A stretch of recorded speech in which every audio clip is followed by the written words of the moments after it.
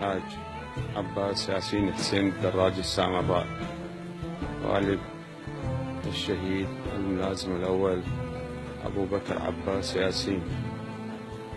الشهيد من طفولته كان دائما لطيف مع أخوانه، مع أهله، معي، مع والدته، مع أصدقائه، مع الجيران، وكان شهم وكان كريم، وأخلاقه كانت جدا عالية، وكسب قلوب كل يعرفوه في كل المجالات، إن كان في العمل وإن كان في المنطقة وإذا كان في السوق، وكان له وقعة طيبة في نفوسهم، ولذلك كان رد الفعل كلش قوي اتجاه ما حصل إليه، وواسونا من كل العراق، لأنه كان هو ابن العراق الشامخ، واللي في موقفه هذا وفي شموخه هذا قفز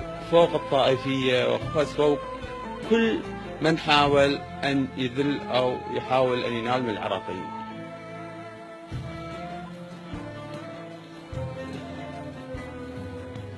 إن شاء الله ولدك في الجنة، وإن شاء الله رفعت رؤوسنا، رؤوس عائلتك وعشيرتك وبلدتك، وإن شاء الله إحنا من خلفك إن شاء الله على الطريقة اللي أنت استشهدت بها، ولن نجعل لكل شر إلى موقع قدم في هذا البلد إن شاء الله.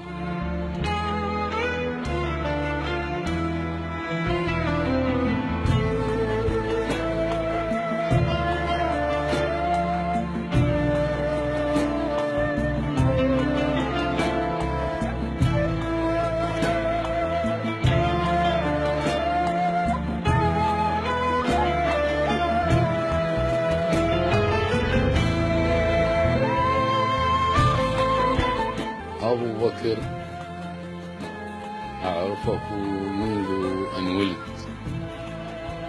أبو بكر صاحب شيمة وشهامة وغيور ومتسامح وطيب، ويساعد الفقراء، يساعد المحتاجين، وغير متعالي، ويؤمن بالقضاء والقدر. أبو بكر إنسان مثابر،